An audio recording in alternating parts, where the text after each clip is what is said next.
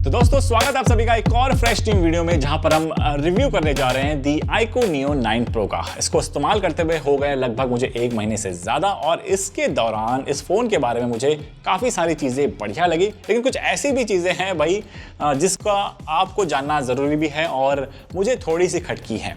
लेकिन जानेंगे क्या ये फ़ोन लगभग अगर आप खरीदने की सोच रहे हैं 35 से 40 हज़ार रुपये के बीच में, क्या ये एक लौता फ़ोन है जो आपको कंसिडर करना चाहिए, या फिर और भी ऑप्शन है? क्या ये OnePlus 12R से बेटर है? जानेंगे सब कुछ डिटेल में इस फोन से रिलेटेड। मैं हूं दिव्यकांत और चलिए शुरू करते हैं टेक की बात गाइडिंग टेक यानी जीटी हिंदी के साथ।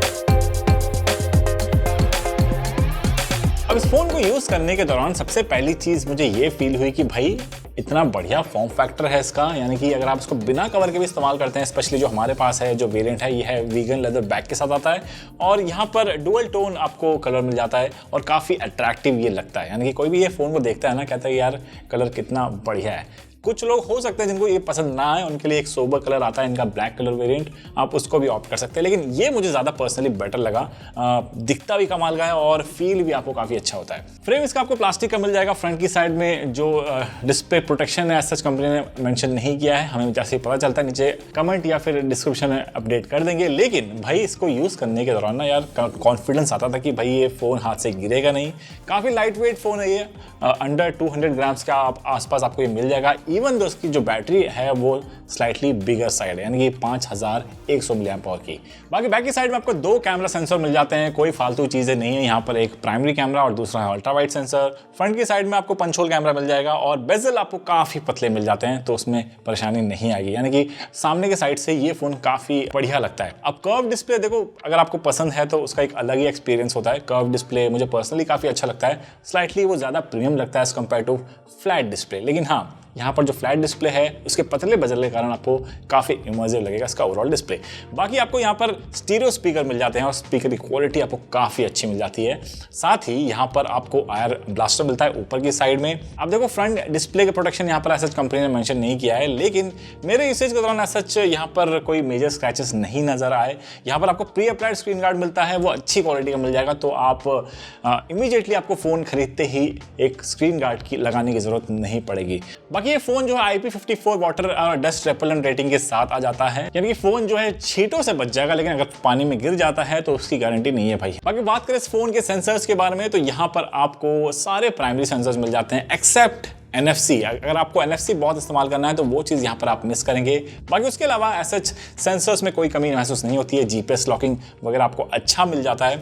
और रही बात कनेक्टिविटी के बारे में, तो ये फ़ोन जो है सारे major Indian 5G band support करता है, चाहे आप एयरटेल यूज़ कर लो, चाहे आप जियो यूज़ कर लो। हमारे रीजन में 5G बढ़िया से मिला। इसमें कॉल कनेक्टिविटी में आपको इश्यूज़ नहीं आएंगे। यहाँ पर आपको जो डायलर मिलता है वो है वीवो का। अगर आप एनोनिमसली कॉल रिकॉर्डिंग करते हैं तो सामने वाले के जो अनाउंसमेंट है वो नहीं सुनाई देगी ना। रही बात हैप्टिक मोटर की, तो इस प्राइस में हमने बेटर हैप्टिक मोटर वाले फ़ोन देख रखे हैं, स्पेशली OnePlus 12R को अगर आप कंसीडर करें इस प्राइस रेंज में, तो उसमें आपको काफ़ी अच्छी वाइब्रेशन फीडबैक मिलती है। लेकिन यहाँ पर भी आपको एक्स एक्सिस लीन वाइब्रेशन मोटर मिल जाता है, लेकिन बहुत ज़्यादा पावरफुल नहीं है। माइक्रो वाइब्रेशन आपको फील होते हैं, लेकिन उन फोन्स में आपको जैसे कि OnePlus 12R है उसमें स्लाइटली बेटर आपको फील होता है vibration motor as compare to this one. ठीक ठाक वाइब्रेशन मोटर मिल जाता है प्राइस के हिसाब से। अब iQOO जो है हमेशा से परफॉर्मेंस सेंट्रिक फोन बनाता है और यहाँ पर भी आपको वही चीज़ मिल जाती है। यहाँ पर आपको मिलता है स्नैपड्रैगन 8 Gen 2 प्रोसेसर विद इनका डेडिकेटेड iQOO का Q1 चिप, जिसके चलते आपको स्लाइटली जो आम स्नैपड्रैगन 8 Gen 2 प्रोसेसर आते हैं उससे आपको कुछ चीज़ों में ऑप्टिमाइजेशन देखने को मिलता है, स्लाइटली बेटर परफॉर्मेंस भी मिलती है। इनफैक्ट अगर आप बेंचमार्क्स वगैरह देखें तो वहां पर आपको काफी बढ़िया लेवल के स्कोर्स मिल जाते हैं as compare to normal Snapdragon 8 Gen 2 processor. अब यहाँ पर इनका जो Q1 चिप है उससे आप काफी सारे आपको ऑप्शन मिल जाते हैं। फॉर एग्जांपल अगर आप गेमिंग कर रहे हैं, हाई ग्राफिक इंटेंसिव गेम्स खेल रहे हैं, उसमें आपको ट्वीक करने का ऑप्शन मिल जाता है एट 144 हर्ट्ज। तो Q1 चिप के चलते ये गेम में फ्रेम इंटरपोलेशन करता है, जिसके चलते आपको जो FPS है फ्रेम्स वो स्लाइटली बेटर मिलते हैं। इनका जो गेमिंग मोड है वो वेल ऑप्टिमाइज लगेगा आपको गेम्स के हिसाब से। अगर आप फ्रेम ड्रॉप्स देखें तो ऐसा सच नहीं महसूस होगा मेजर, यूजर। बाकी BGMI वगैरह आप खेलते हैं तो वहां पर आपको हायर सेटिंग का सपोर्ट मिल जाता है। इनफैक्ट ये फोन जो आता है 90 FPS के सपोर्ट के साथ आउट ऑफ द बॉक्स, तो वो भी काफी बढ़िया लगेगा आपको। और खेलते वक्त देखो आपको iQOO के जो फोन्स मैंने महसूस करे हैं कि आपको बढ़िया टच रिस्पॉन्स के साथ एक स्मूथनेस मिलती है गेम में, वो चीज मैंने इस फोन के साथ ही महसूस करी है। यानी कि परफॉर्मेंस सेंट्रिक अगर आप कोई फोन लेने की सोच रहे हैं और iQOO Neo 9 Pro सोच रहे हैं तो आप बिल्कुल गलत नहीं है, आपका डिसीजन उसके हिसाब से काफी बढ़िया रहेगा।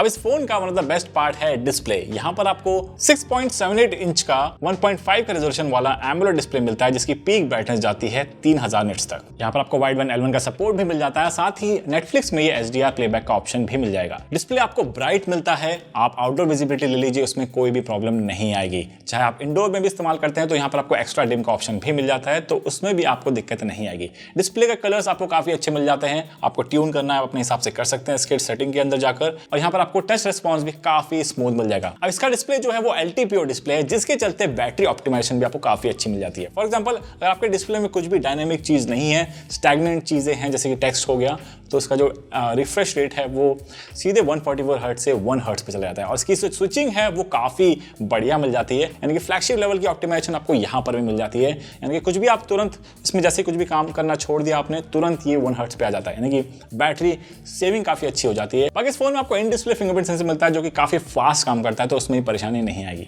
बात करें ओवरऑल मल्टीमीडिया एक्सपीरियंस के बारे में, तो इसके डिस्प्ले के साथ अगर आप उसके स्पीकर में ऑडियो वगैरह सुनते हैं तो आपको काफी इमर्सिव एक्सपीरियंस मिलेगा। काफी लाउड चला जाता है, लेकिन इस प्राइस में आपको और बेटर लाउडनेस वाले फोन मिल जाते हैं। For example brother from another mother कह सकते हैं, वो है इनका OnePlus 12R, तो उसकी जो ऑडियो क्वालिटी है स्लाइटली आपको बेटर मिलती है। इसकी जो स्पीकर है देखो उस प्राइस में one of the best speaker मिलते हैं आपको OnePlus 12R में, यहाँ पर स्लाइटली थोड़ा सा कम है, लेकिन यहाँ पर जो ओवरऑल वॉल्यूम है उसमें आपको कमी महसूस नहीं होगी। वो अगर 20 है तो ये 19 है। ना बात करें इस फोन में कैमरा के बारे में, तो जैसे मैंने बताया यहाँ पर आपको 50 मेगापिक्सल का OIS प्राइमरी कैमरा मिल जाता है और साथ ही 8 मेगापिक्सल का अल्ट्रा वाइड सेंसर, और फ्रंट की साइड में मिल जाएगा 16 मेगापिक्सल का सेल्फी कैमरा। अब देखो पिछले कुछ सालों में iQOO ने अपने कैमरा में भी बहुत बढ़िया काम किया और वो चीज देखो इस फोन में भी नजर आती है। यानी कि अगर आप पिक्चर लेते हैं तो आपको टेंशन लेने की जरूरत नहीं है कि लाइटिंग कैसी है, यहाँ पर बढ़िया से प्रोसेस करता है। इवन अगर आप हार्श लाइटिंग कंडीशन में खींचते हैं तो इसका जो प्रोसेसर है बढ़िया से ऑप्टिमाइज करता है सारे इमेजेस को। यहाँ पर बस स्लाइटली थोड़ा सा वाइब्रेंट साइड मैंने देखा पिक्चर्स, स्पेशली अगर आप रेड, ग्रीन और ब्लूज वगैरह देखें, स्काई को सही से मेंटेन करता है, लेकिन रेड और ग्रीन्स को ये काफी ज्यादा बूस्ट करता है। यहाँ पर आपको 3 मोड्स मिल जाते हैं बाय डिफॉल्ट इसके कैमरा में। बाय डिफॉल्ट ये वाइब्रेंट मोड में रहता है और बाकी आपको नेचुरल और विविड मोड भी मिल जाएगा। लेकिन इनका जो मोड है अगर आप स्विच करते हैं दोनों के बीच में, नेचुरल और विविड के बीच में, तो यहाँ पर मेजर डिफरेंस मैंने नहीं नोटिस करी कुछ। यहाँ पर बहुत स्लाइट सा डिफरेंस है, लेकिन उसके अलावा आउट ऑफ द बॉक्स आपको बढ़िया लगेगा। अगर आपको डायरेक्टली सोशल मीडिया में पोस्ट करना है विदाउट एडिटिंग, एक्स्ट्रा वाइब्रेंट अगर आपको ऐड नहीं करना है, तो उसके लिए इसका कैमरा आपको काफी अच्छा लगेगा। इनफैक्ट अगर आप ह्यूमन सब्जेक्ट की पिक्चर देखें तो वहां पर भी ऑप्टिमाइजेशन आपको काफी अच्छा मिल जाएगा, स्किन टोन को सही से मैनेज करता है, और यहाँ पर आपको पोर्ट्रेट मोड में भी एज डिटेक्शन काफी अच्छा मिल जाएगा। यानी कि इसके कैमरा पे आप आराम से रिलाई कर सकते हैं। और रही बात नाइट मोड की, तो यहाँ पर आपको लो लाइट में भी पिक्चर्स काफी बढ़िया निकाल कर देता है इसका कैमरा। वॉइस के चलते आपको शटर स्पीड कम के साथ साथ बढ़िया पिक्चर क्लैरिटी मिल जाती है इवन ऑन नाइट मोड। रही बात सेल्फी की, तो यहाँ पर आपको सेल्फी भी काफी बढ़िया मिल जाता है, स्किन टोन को सही से मैनेज करता है, लेकिन कभी कभी थोड़ा सा ब्राइटन अप करने की कोशिश करता है। लो लाइट में भी सेल्फी लेते हैं तो वो काफी बढ़िया निकल कर आती है। अब देखिए हालांकि यहाँ पर आपको इसके सेल्फी कैमरा में डेडिकेटेड नाइट मोड नहीं मिलता है, उसके बावजूद भी इसका जो नॉर्मल सेल्फी कैमरा है वो आपको लो लाइट में भी बढ़िया पिक्चर निकाल कर देता है। यानी कि ओवरऑल कैमरा के हिसाब से ये फोन आपको निराश नहीं करने वाला। वीडियो के मामले में ये फोन कमाल का है। 8K 30 FPS तक की रिकॉर्डिंग मिल जाती है, 4K 60 FPS की रिकॉर्डिंग भी मिलती है विद वेरी गुड स्टेबलाइजेशन। मतलब वीडियो काफी यूजेबल है अगर आप 4K 60 FPS में भी वीडियो रिकॉर्ड करते हैं तो। बाकी अगर आप जैसे अल्ट्रा वाइड कैमरा से वीडियो शूट करते हैं तो ये तुरंत स्विच हो जाता है 1080p 30 FPS, और आपको कैमरा स्विचिंग भी मिलती है वाइल रिकॉर्डिंग। यानी कि अगर आप अल्ट्रा वाइड से प्राइमरी कैमरा में स्विच करते हैं तो वहां पर आपको सीमलेस स्विचिंग मिलेगी जब आप 1080p 30 FPS में रिकॉर्ड करते हैं। बाकी फ्रंट कैमरा में आपको अप टू 1080p 30 FPS की ही रिकॉर्डिंग मिलती है। इनका कह सकते हैं iQOO, OnePlus, इन सभी का अगर आप फ्लैगशिप फोन भी उठाएं तो उनमें भी आपको इतनी ही रिकॉर्डिंग मिलती है। सॉफ्टवेयर पे आए तो यहाँ पर आपको मिलता है FunTouch OS 14 which is based on latest Android 14।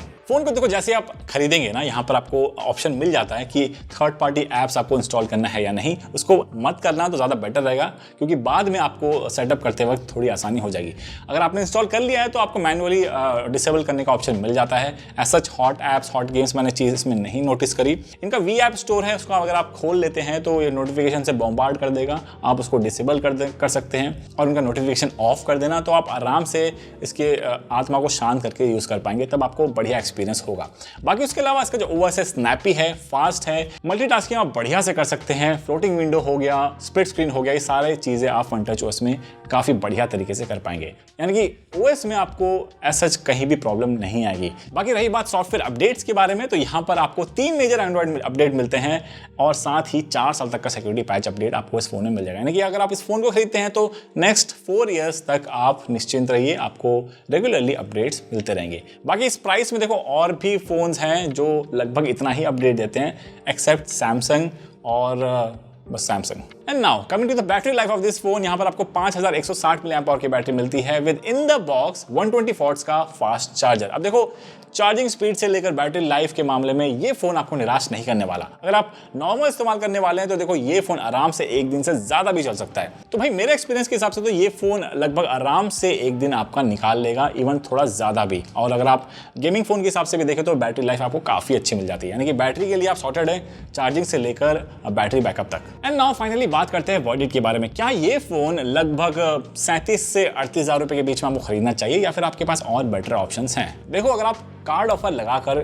इसको ले आते हैं करीब 35,000 रुपए से नीचे तो देखो बहुत ज़बरदस्त फ़ोन है, मुझे तो लगा ये। अगर आप स्पेशली अगर आपको गेमिंग करना पसंद है तो। लेकिन इस प्राइस के अराउंड अगर आप थोड़ा सा पैसा ज़्यादा डालते हैं तो आपको काफ़ी सारे ऑप्शन मिल जाते हैं। जैसे कि सबसे पहला हो गया OnePlus 12R, उसमें आपको कुछ स्लाइटली चीज़ें बेटर मिलती है। सबसे पहली चीज़ कर्व डिस्प्ले मिल जाएगा जो कि ऑफ कोर्स प्रीमियम लगता है। इन हैंड फील के मामले में स्लाइटली थोड़ा सा वो फ़ोन जो है इस फ़ोन से प्रीमियम लगता है, उसमें कोई दो राय नहीं है। साथ ही उस फोन में आपको कमाल के स्टीरियो स्पीकर मिल जाएंगे, कैमरा क्वालिटी भी आपको काफ़ी अच्छी मिल जाती है। तो आप उसके कैमरा पे अगर आपको नेचुरल पिक्चर पसंद है तो वो आपको स्लाइटली नेचुरल पिक्चर निकाल कर देता है। तो आपको ये सारी चीज़ें चाहिए और आप एक्स्ट्रा करीब 3 से 4 हज़ार रुपये खर्च करने की क्षमता रखते हैं या फिर आपको परेशानी नहीं है तो आप आराम से OnePlus 12R के साथ जा सकते हैं। उसमें स्लाइटली आपको थोड़ी सी बेटर वैल्यू भी मिलती है और हाँ ऑफ कोर्स जो ब्रांड वैल्यू है वो भी मिल जाती है। लेकिन अगर आपको सिर्फ और सिर्फ गेमिंग से मतलब है और ऐसा कुछ ज़्यादा कैमरा वगैरह नहीं चाहिए तो ये फ़ोन आपको वो सारी चीज़ें देता है। इनफैक्ट गेमिंग के मामले में स्लाइटली बेटर चीज़ें आपको मिल जाएगी, जैसे कि इनका जो गेमिंग मोड है वो ज़्यादा बेटर ऑप्टिमाइज है इनके Q1 चिप के कारण। तो ये सारी चीज़ आपको इस फोन में मिल जाती है। अगर आपको स्लाइटली बेटर बैटरी बैकअप चाहिए और बढ़िया गेमिंग के साथ तो ये फोन आपको निराश नहीं करने वाला। बाकी आप क्या सोचते हैं इस फोन के बारे में नीचे कमेंट सेक्शन में जरूर बताना। क्या आप iQOO Neo 9 Pro के साथ जाना चाहेंगे या फिर OnePlus 12R के साथ? नीचे कमेंट में लिखना जरूर। मिलते हैं जल्दी कुछ ऐसे वीडियो के साथ, तब तक के लिए बाय बाय, टेक केयर।